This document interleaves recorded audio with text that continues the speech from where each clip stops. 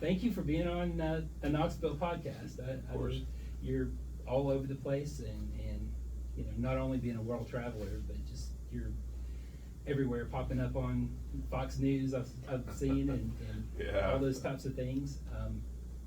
But with this being kind of Knoxville centric in Knox County, East Tennessee, I was really interested in hearing about, to start out, well, number one, thank you for being on the show. Yes, of course. And I was curious about the time that you actually came, and I'm assuming that was for the first time, to Knoxville with your beginning your wrestling career.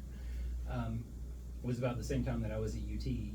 Okay. And Now, just, are you from here? I graduated, or I grew up in Polk County. Okay. Which Yeah. is, Yeah. you know, Down south, kind of Tennessee, southeast, Georgia right, border. Right. Yeah, Right. Yes. the Ocoee River. Yeah. I've been there. Yeah.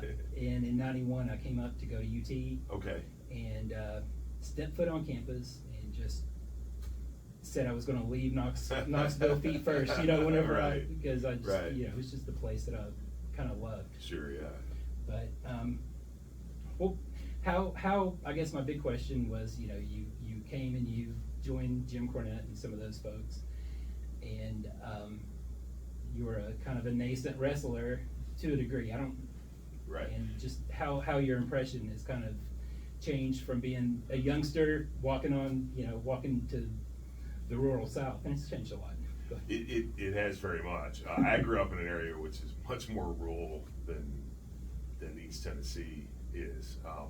I grew up about 2 hours north of St. Louis, and as you said, I came here in 1995, actually very late 1994, around Christmas time, to work for Smoky Mountain Wrestling. Lived out in Morristown for a while. Then I met my wife, and she was living in Johnson City, so we lived up there for a little bit. Her family's all from Jefferson County, so folks that remember Cowboys on the Water, which was the restaurant Yeah. there in Dandridge on Douglas Lake, that Yeah. was my mother-in-law's place. So we actually moved down back closer to Knoxville, probably 1996 or so. Okay. And lived out in Jefferson County for years, and then Jeff County's beautiful. it is. It's very nice, especially if the lake is beautiful. And the restaurant was a hopping place back in the day, but then moved back to Knoxville, to Knox County actually. And I've been here now. Gosh, we probably came back here. I want to say, I don't remember the exact year, but it's been a little while. Yeah. A little while here now. And it has grown obviously quite a bit population wise, and you know, a lot more stuff to do as well. Yeah.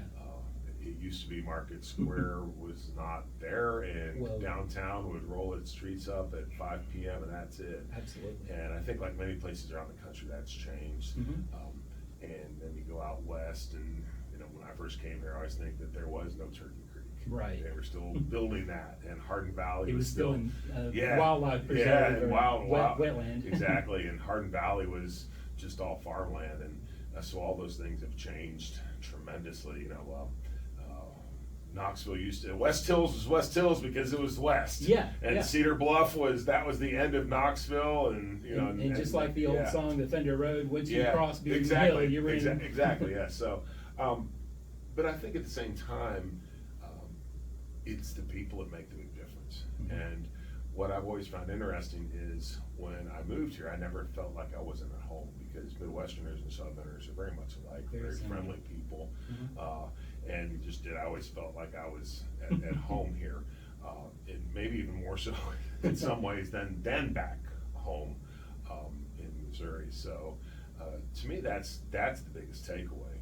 And no matter what happens as far as our community going forward, as long as we remain, our culture remains that way, and our people remain who they are, will always be East Tennessee. Exactly. A funny story about Missouri, I guess it was like 1985, half my family picked up because they saw how Tennessee was changing. Sure. And their perception was that Missouri actually was Kabul and Mountain Grove, two little towns about probably 3 or 4 hours south of where you grew up. Right. They perceived that it was like when they were growing up in East Tennessee in the 50s. Right. So, and that area has still kind of turned in, it's still progressively, it still feels like the 50s in a lot of ways when I go to visit them. Right. Well, even when I go back to where I grew up, it's changed so much. I mean, St. Louis used to be, it was about an hour and a half to St. Louis, and now it's like the suburbs only seem like they're about half an hour from the little town that I grew up. I mean, it used to be there's a town called Troy, then a town called Wentzville, then you get another, and they were both about 20 minutes apart or so. Right. And then you get another about half an hour, and you hit St. Charles and St. Peter's area, which is the outskirts of St. Louis. Yeah. Now it's all the way up to Wentzville and to Troy. St. Charles, one of my friends lives in St. Charles. She works for the Department of Agriculture.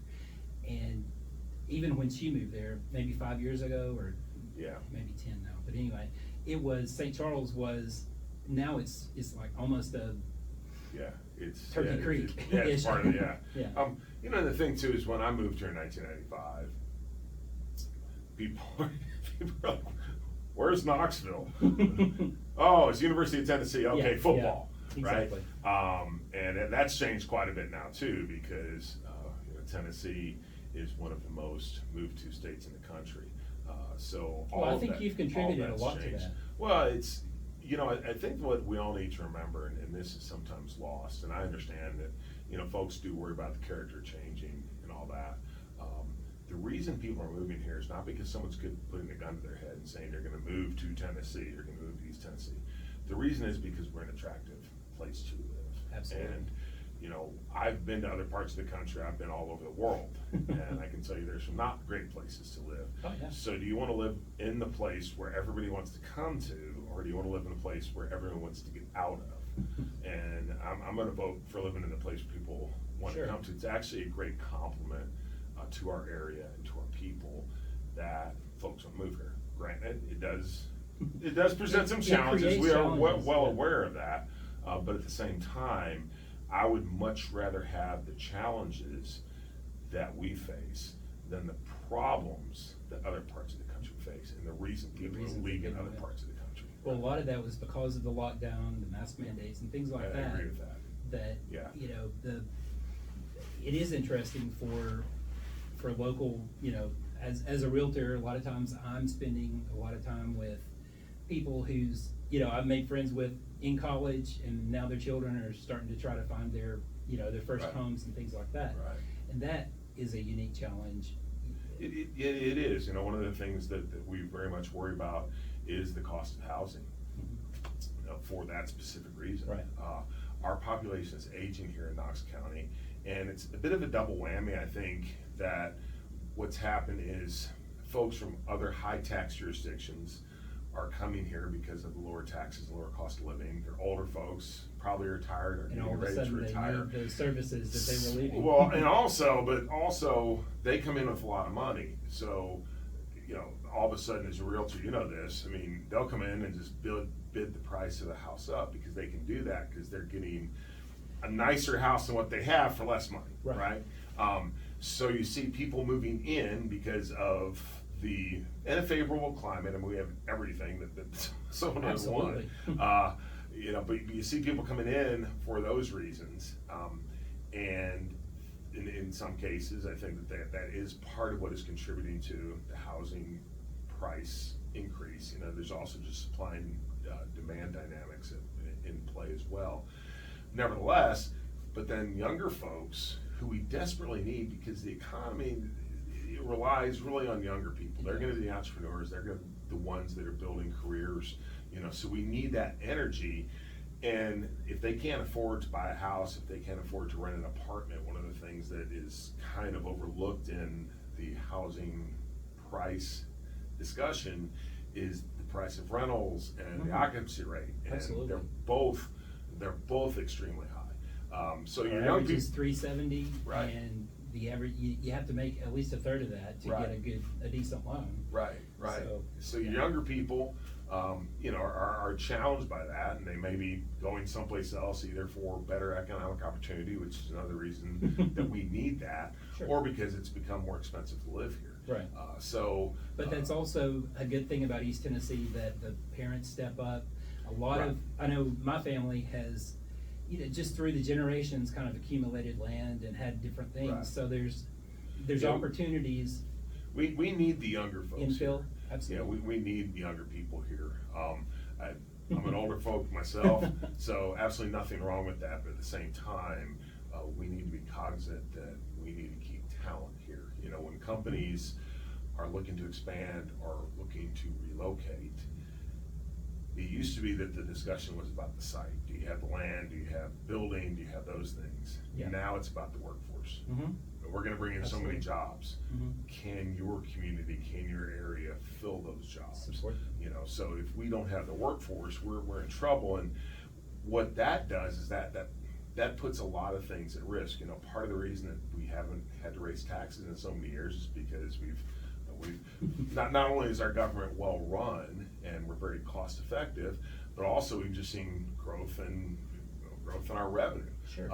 And one of the things we'd like to see more of is with businesses coming here, Mhm. because that offsets residential property taxes, right? Well, if we're not doing that, eventually it falls onto the residential property tax rolls, which we don't want to do that. Right. So our economic vibrancy has a big impact. It's a delicate balance. Yeah, it has a big impact on the community and the future of our community, what Knox County looks like going forward, and what East Tennessee looks like going forward. Absolutely.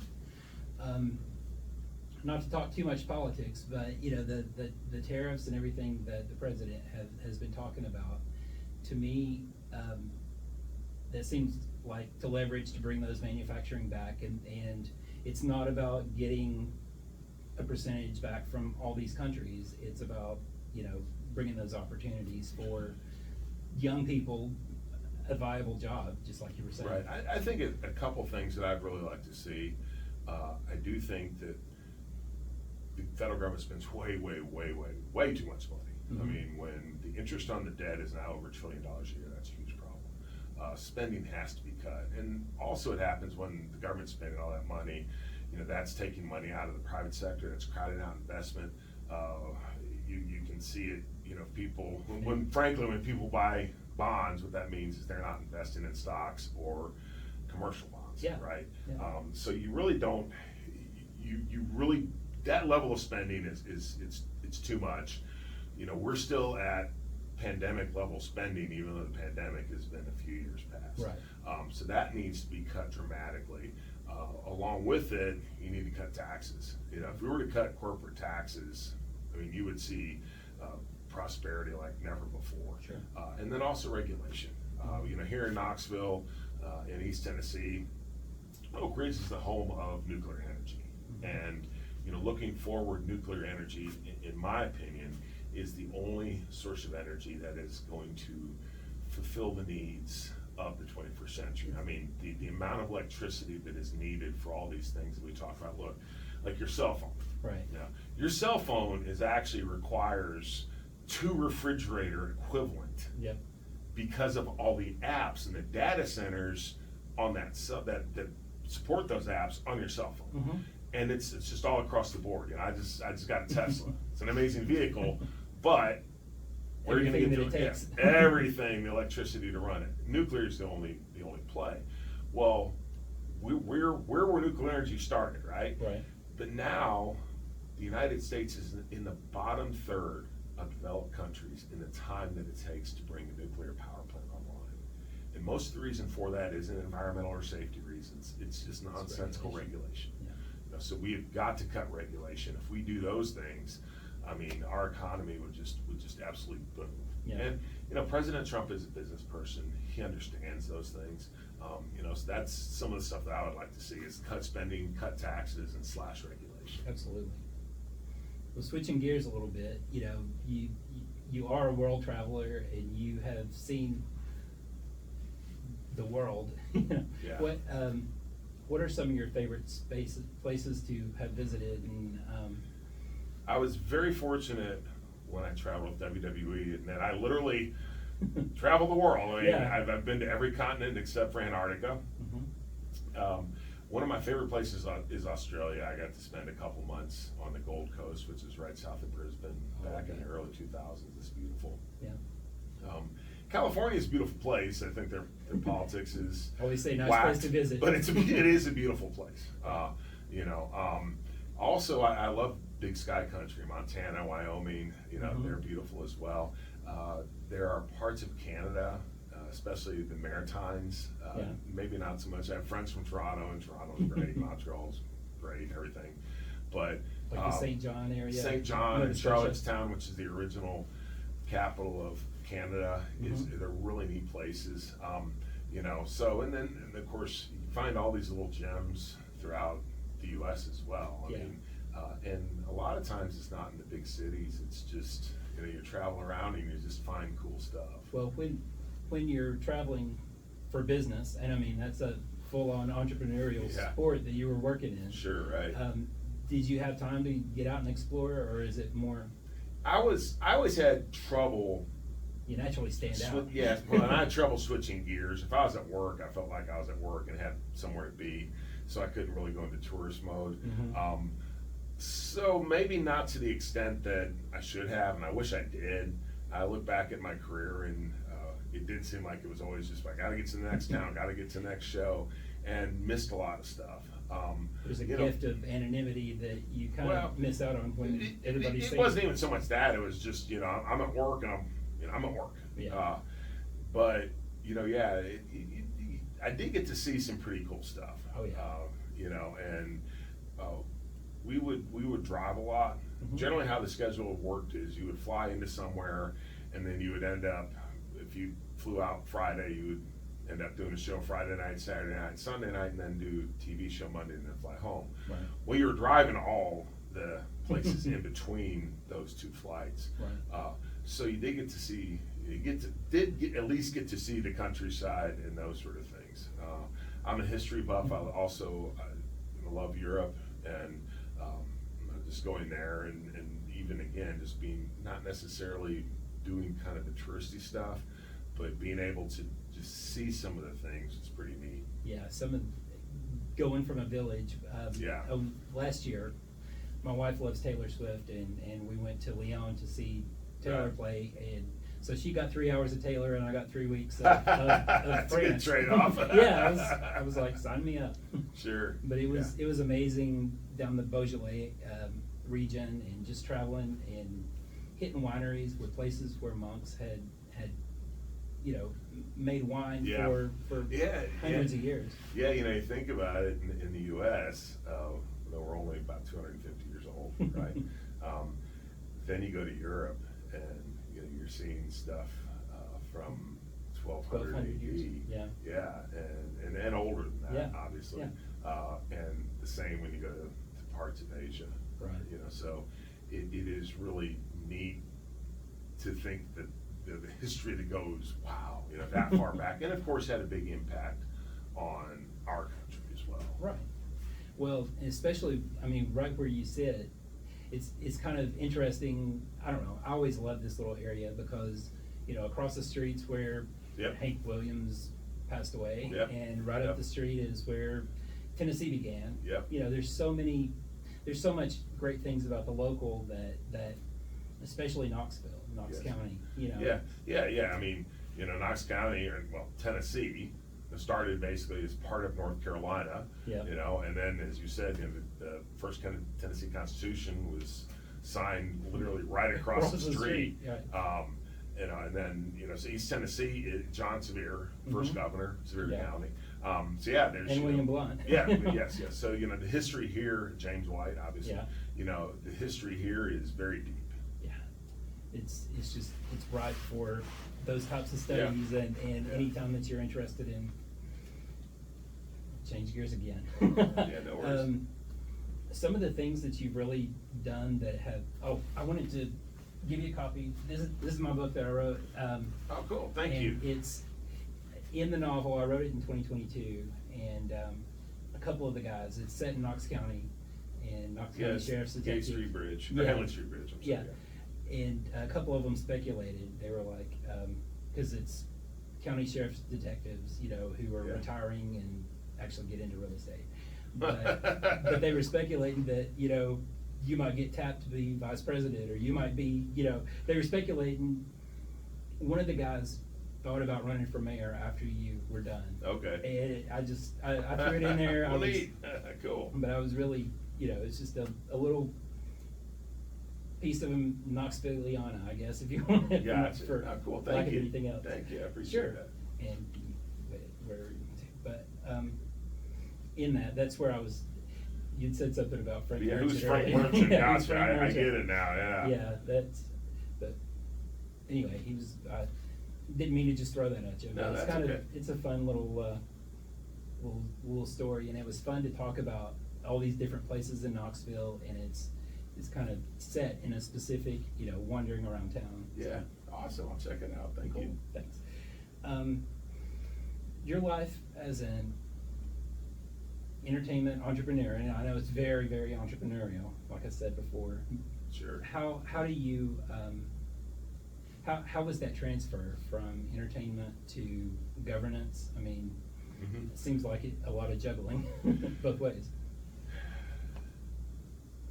The things that make you successful in one area of life, I think they're translatable. And yeah, I hear that a lot. That's a big divergence, and it's really not, because Still working with people. that's exactly what it is. And you know, whatever success I've had as mayor is because I had a great team. Mhm. And same in wrestling, Right. in WWE. That organization, your success depends on everybody from the travel people who get you to where you're going, to the writers, to the camera people and the production people and the logistics. That's even before you ever get into the ring in front of the cameras, right? Right. And then training and all those sort of things. So even though it's generally perceived as a singular endeavor, it is not. It's It's a nothing. huge team.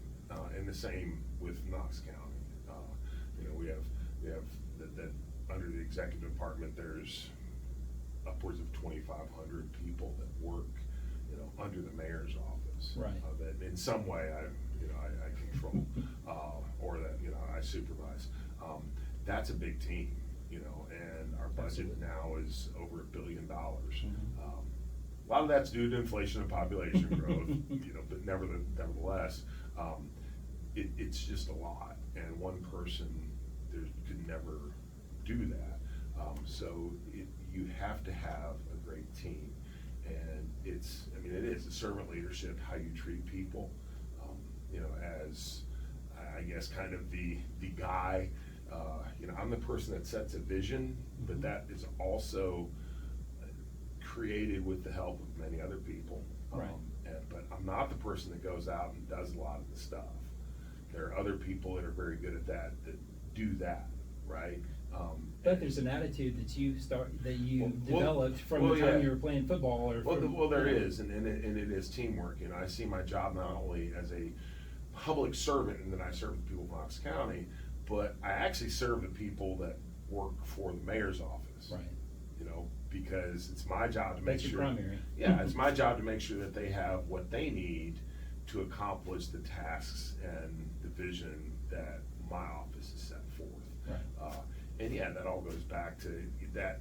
It's from wrestling, before that from sports, you know, and it's just really life. Well, a lot of that goes to your character, though, and Well- you have an inspirational air to you. It's not because you're tall, and it's not because you're you know, head and shoulders above folks. It's, I don't know, you come off as extremely approachable to me, and yeah, I mean, I'm just a person, you know, and that's, you know, I think that people get in trouble when they When by they their think- own hype, when Right. they become arrogant. That's when you start getting into trouble. You know, for me, I just want to do my job, and frankly, you know, be able to go home and say everything's cool and we did a Take care of good those job, and I'm grandkids. happy about everything. Right. You know, but again, you know, my real job is to make sure that the people who work in Knox County are able to do the tasks that they've set out Sure. to do. You know, and that's what servant leadership is all about. You know, it's funny, I was talking with the church group one day, and I used to say that servant leadership is the most effective form of leadership, and then I realized it's the only real type of leadership. Everything else just doesn't work. Right. You know, and that's the only thing that is actually not only effective, but in the end, that's the only thing that's durable as well. Mm-hmm. That makes sense. Yeah. Do you have, this is a random, the first time we met, I was walking into Keller Williams and you said, you recognized me.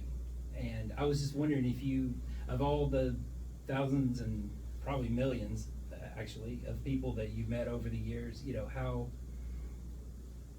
do you have a photographic memory type No, thing, I do or- not. I wish I had a photographic memory. I don't. That's what Yeah, I don't. I do, I mean, you know, because of this job especially, you know, I do have to, I have developed certain strategies in some cases, you know, to improve my memory, I guess. Sure. You know, in WWE, one of the, you know, my friend Chris Jericho would always call WWE Entertainment Boot Camp because we had to do everything, right? Mm-hmm. We were stunt people, but we were also actors. You know, so it's funny because people ask about public speaking. Well, you have to understand, I came from a world where it was literally like, here, this is what you're going to say. You have 10 minutes and you're going to say it live on TV with 2 million people watching. Yeah. You know, coming No from pressure. Exactly. You know, coming from that, you know, it's like, okay, you know, now it's just that's made probably public speaking a lot easier for me because I was already used to that in a much more high pressure situation than you know, than this. And I think that's one of the things that's, we were talking before about the transition to mayor, I think that's one of the things that it's benefited me as well, is the fact that I was in the public eye already. Right. In a different way, but nevertheless, I was still in the public eye. So I don't get freaked out when, you know, when the media, when my name's in the newspaper, whether it's positive or negative. I'm like, Right. you know, I mean, you know, Sure. I've been through all that stuff before. And I think for someone coming in that had never experienced that, that is very disconcerting. You know, but for me, I'm like, you know, it's no big deal. Well, do you think that there was any advantage to, for a period of time, doing that behind a mask? And then I know that toward the middle end of your career as a wrestler, Yeah. you know, the mask came off and you were doing the corporation. Right, and those right. types of things. Yeah, no, I think so, because that kind of eased you into things. You know, but even then, I mean, there's still, It was started still a out. performance, yes. I wondered if that was a psychological, you know, and it would Yeah. ease you into it. That most wrestling entertainers don't get. You know, there's a set. Right, right. But I I think there were certain advantages, obviously, to that. You know, and one of those was, I didn't have to worry about cutting a promo at the same time. I had to worry about all these other things as well. Right. Which ultimately, you know, I think the mark of a great entertainer is the ability to do different things, to be flexible, and you know, and that's why when you see people that have long careers in wrestling, they're always reinventing themselves, you know. And Right. I was very fortunate that I was able to do that as well. Did you have any stress when the mask came off? No. I didn't know it. By that time. No, you were by that old time I was and- ready to do it. Right. You know, but one of the most rewarding times of my career, as far as like creativity, was the stuff with Daniel Bryan, because you know, that's when I actually got to break the mold of what my character had been before. You know, he's been dark and brooding and all Right. that. You know, and all of a sudden I was doing the jokes and the comedy on the show, which 15 years ago no one would have ever thought would have been possible, right? Yeah. You know, and that was a lot of fun, but it was also a challenge in that I wanted to prove to people that I could actually do that. Yeah. So yeah, that's, you know, to me, when you see the great entertainers, the great actors, you know, they're the people that can do any role and Right. just do it well. Yeah. You know? That what you were talking about was the exact time that I kind of got really into my friends Craig and Laura, who used to live in East Knoxville or East Knox County. They got the WWE channel, Yeah. and so we would go over and actually watch a lot of that interplay that you're talking about. Yeah. So that was when I became as much of a Glenn Jacobs fan. Well, thank you. I appreciate it. So Thanks. I appreciate that. What are you most proud of so far? I mean, your government, your mayor life is, I mean, you've already said almost you're seeing through the last of the Yeah, mayor life. right, yeah. I'll leave office here in less than a year and a half. I think the thing I'm most proud of is I didn't break it. You know, I inherited a good situation, and I think that to the extent that we could, we made it better. There's a lot of good stuff. You know, I'm very proud of the fact that we did it being fiscally conservative. You know, we didn't raise taxes. Right. Our government runs very lean, especially if you look around the country. You know, I mean, you know, the way we do things here, the way we spend taxpayer dollars, the amount of taxpayer dollars that we take from people, Right. you know, I think it's pretty impressive. And again, that's not necessarily me. That's just the fact that we have a great team, both in our finance department as well as just up and down the line in Knox County. Right. I'm really happy with some of the things that we've done with the skilled trades, you know, and you know the fact that. Was that in cooperation with Mike Rowe? Because it seems No. like that his No, whole. we wanted to get him here to do some stuff, but you know, he's extremely busy guy. Absolutely. Now, as far as I think it'd be the same things that he talks about, obviously, Yeah, because a lot of it's just frankly common sense. Right. You know, but, you know, we have our Skilled Trades Academy, which looks like it's gonna be expanding, more and more going forward. We're really happy about that. Some of the stuff that we've been able to do with veterans, hopefully before I leave office, we'll have a tiny home village for homeless veterans, Love that. which is also, and that will also incorporate a skilled trades component to that as well. You know, My father turned 22 in Vietnam and 60 in Iraq. oh my as gosh, wow, as an infantry, starting out in infantry and going on to being a medic. yeah. And so, on Yeah. behalf of the veterans, thank you for Well, doing that. no, my dad was 21 years in the military between the Navy and the Air Force. But I think overall, my job as mayor, if you're to boil it down to the essential, is just to do what I can to ensure that we have a good quality of life here. And Well, I hopefully think that's been the case. what you do, you know, being a larger than life character, for lack of a better term, you know, has brought a lot of attention to Knox County and has brought a lot of probably more industries than you know, or more. Maybe I do know at least one company that came here because I mean they were just, I was a fan and Yeah. you know, then came here and met me and loved it and fell in love with the place. But it's not me, it's the place. The place sells itself. Right. The people sell themselves. But every time that you show up and someone says Knoxville, Knox County, Yeah. I mean, on national yeah, television, I then, think you it know, probably helps kind of get the foot in the door.